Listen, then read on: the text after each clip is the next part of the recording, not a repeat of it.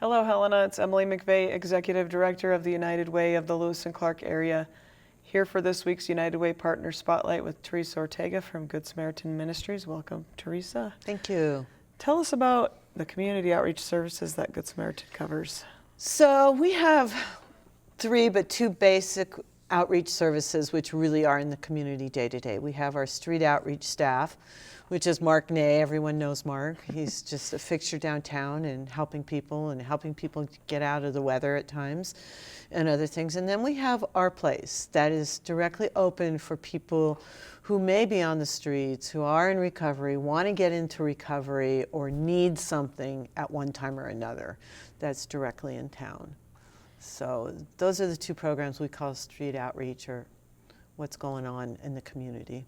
And how many staff do you have covering the community outreach programs? Mark is himself, and him. Right. And he is busy. Last month, he saw the most people that he's seen with 69 visits from people. And that was more than we anticipated that program would do from the very beginning. So it's turned into a very, very valuable position. It's community outreach, obviously, as you talked about. It's street outreach, meeting people where they are and to find their needs. Mark's office is in his car. He carries water. He carries extra shoes or socks or clothing with him. He has his little write-up stand for him to make notes and to meet the needs of people within that setting. That is truly a peer support street outreach position. Our place has two folks right now, one full-time and one part-time.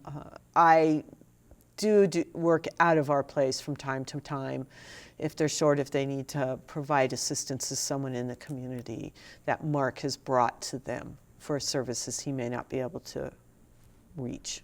So we're pretty bare bones on what we do at Good Sam's. Our assistance ministry in-house is one person, it's Ara. And everybody knows Ara in town. She's been dubbed the Queen of Homeless at times because she's right there for people all the time, what they may need. Ara does an amazing amount to serve people in the community as well. She has taken on a new grant that is a pass-through from Rocky to us right now and above, coming down. But this is housing sustainability, which is a little bit like our housing navigator was. This is more for people that are in homes to keep them housed, which we know a lot of people lose their housing for one reason or another, but she's also there to talk to landlords, to be that go-between landlords, how to fill out forms, how to be a good tenant, what they need to do. So that is really a good grant to have right now, especially to keep people in the places, because if you lose it, you're not going to find something new right away. Right, yeah. Important to keep people housed. It's harder to get them rehoused. Yeah. Yeah, so many. We talk about that in a lot of interviews we do here with different partner agencies. Yeah. Yeah. Actually, it's really good to hear Michael talk last week about what's going on with the housing and the state level. And we haven't built new housing in quite some time for those that are at the poverty level before. There was more of it. I think that quit, did he say, in the 70s or 80s? So yeah, the Helena Housing Authority type properties. Yeah. There's just not that there anymore. So that's at least in Helena. We haven't built in a long time. Yeah. Yeah. And I remember a long, long time ago, I'll probably date myself, when I remember when landlords would build things when I was in California and in different states, they used to need to put a percentage of apartments together for those that were at poverty level. And now that's not an issue. They don't have to do that. So, yeah, different rules, different communities. Different states. Yeah. Yeah, so it's kind of scary out there. What's going to happen? Yeah, we're definitely in a housing shortage. And that's definitely what our street outreach are up against in working with the people that are in those situations. So. Yeah, talking a little bit more about what Mark does, he literally meets people on the streets. So his clients have to be homeless. They do. They are people living on the streets. I know I got an email from the school district, and I just connected it to Mark because they are people living in their cars in a local park type situation. And the person that works at the school district said, I see these people every day coming to the park, parking their cars, and they're staying overnight in these situations with children. They're elderly folks. We've Yeah. seen a really huge jump in the number of elderly people becoming Absolutely. unsheltered because of the rise in rent, Yep. and their Social Security payments aren't keeping up with what they can afford.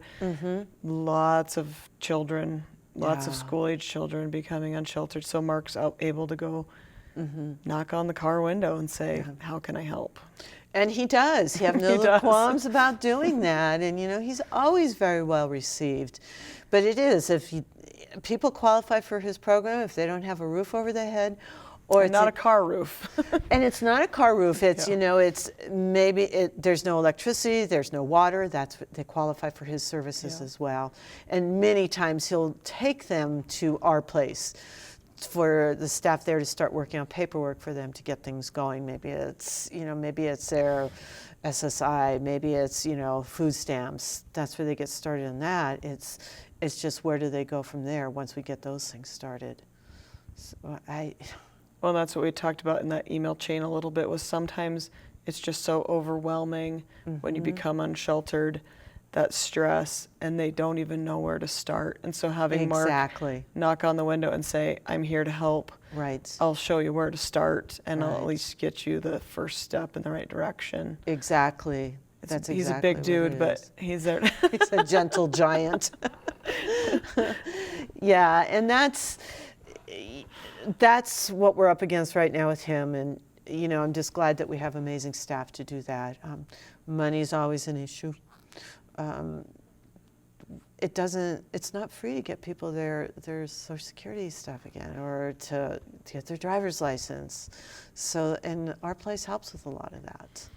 Right, and so our place, people have, if they're still out of the loop, it used to be the drop-in center, but is now more of a resource hub for groups and recovery and getting back on your feet. And It's still called the Drop-In Center. It's resources, recovery, and education. At one point, it was specifically to target those that are in recovery. But what we've found is, and that is still the piece of it, but we found there are a lot of people that are coming by from the homeless population to attend our groups. Our groups, there's always people for our groups at 9:30 and 1:30. And we in the afternoon group on Thursdays, we usually have a speaker, and you've been down there to speak. And the folks that come in really like that because they don't know what's going on. They're in crisis mode of survival, so that's another piece that gives them a little insight of what's going on. We've also had from one of our grants a TV installed, so people are listening to the news about what's going on in the world, which when you're homeless, you don't know what's going on in the world. So they're coming in to listen to that too. So it's kind of this multitask drop-in center, if you will, right now. And we invite everyone to come in and see what's going on. Come for a group and just tell us what you do. They'd enjoy it. I was just having that conversation yesterday when somebody said, well, why is it so hard for a person who's unsheltered to apply for housing?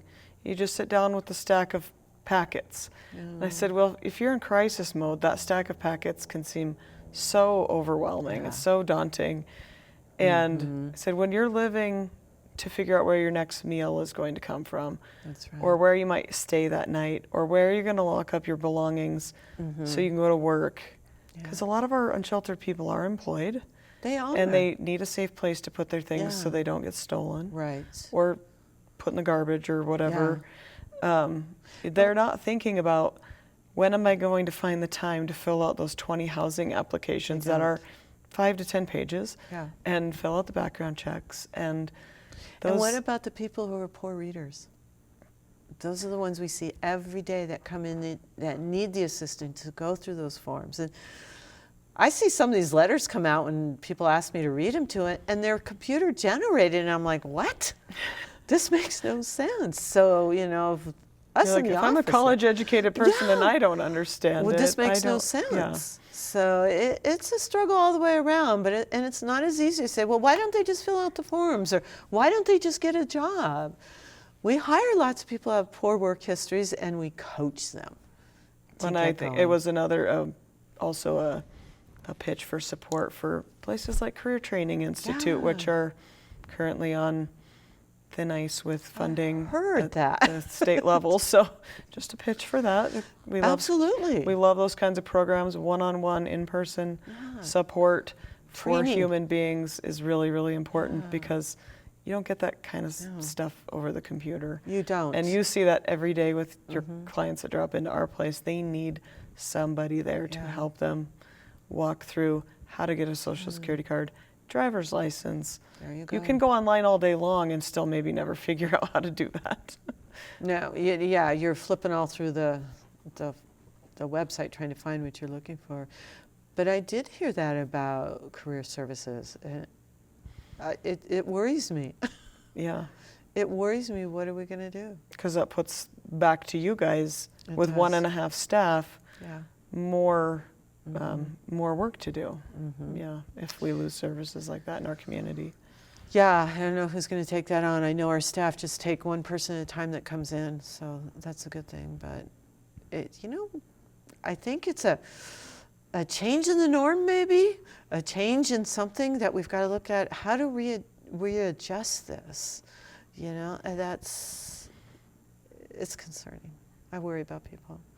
I worry about people. What are we going to do at night when it gets really cold? Do we need another shelter? Do we need a warming center? We've talked about that, but we do have the people that are right there on the streets and working with people. When you guys have a fundraiser coming up tomorrow. We do. This is our first fundraiser since COVID. We have 2 incredible staff. We have Vista that is just phenomenal. I'm so happy to have her. And then we hired someone that's an admin assistant between me and the financial because we've grown so much. But these 2 ladies have put that together with limited knowledge, but just the will and desire to help people get what they need. So this fundraiser, the proceeds are going to go to our services on the streets, our services that are directly addressing the needs of those who have no place to go, and that's our place and that's street outreach. So those will be proceeds that will go for tents, for sleeping bags, for blankets, for everyday needs, again, like we take for granted when someone doesn't have a place to put something. We've helped people with funds their meds have been stolen. Let's get them something to move forward, or work with the pharmacy to get that going for them. There's so many things that happens down there. We get a lot of clothes from Good Samaritan to do that, but sometimes there are people that need sizes that aren't available, and they're still cold. We've got to look at that. Yeah. So that's what this fundraiser is going for, is street outreach services that every day we get a call, is this something we can help financially with to get to where they need to be? So we're hoping people to come. It's the Knights of Columbus, the Hibernians that have done it with us for almost 14 years now before we had to start. It's been a long time. They all make soup. We've got many soups coming in that are really good this year. They've decided they want to do some pasta to add to it. All right. My husband said he's going to make pozole. So those who my husband will for sure be there then. very New Mexico style pozole. But it's people that have come together to care, and it's to share with each other a simple meal of soup and bread where most people sometimes don't even have that. This will also give us funds to enhance or add to the food that Food Share gives to us, because we go through that really quickly. So we want people to come and listen to our short presentation on what's going on and how many these programs have served. This last year, the last 6 months, I read them yesterday and I was just amazed. Even though I see it coming in and out every day, it's just... Yeah, when the numbers add up, it's They add truly up. shocking. It's shocking, but we'll have Mark there, we'll have Ara there, talk how they work together. Caitlin from our place, who's an interim right now, will be there, who's doing a fabulous job. And our new staff, our admin assistant, and our Nicole, our Vista, who's reached into it. We have a great crew. I heard Jen say it the same thing about her staff. They're there to work with people and they have passion for what they do. And Great. And what time does the dinner start? 5:45, the doors open. I think we said 6 we were going to start the dinner and get that going, but then keep it moving quickly because people want to get home and we don't want to keep people too long. But Sure. and it's Knights of Columbus out on Washington? it is. It's The one tucked behind the tire store. tucked behind the tire store. It's a free goodwill offering. Okay. And so we hope people will help us with that. And it started out as a small faith-based, and we still have that going with it, but people from other entities will be joining us. We've talked about that. Homelessness is a huge issue now, so let us help us get there. All right. So tell us again about the dinner. Where do we meet you tomorrow night for dinner? It's at the Knights of Columbus Hall. Here we go. 5:45, the doors open. There's, oh my gosh, I think there's 6, 7 types of soup coming up, homemade soups from the Knights and the Hibernians and just volunteers that have offered to make soup for us. We have cookies coming from different entities, personal individuals making cookies. The East Helena Knights are making cookies. The Hibernian women are making cookies. So it's a down-home event with people coming and joining in for a good cause.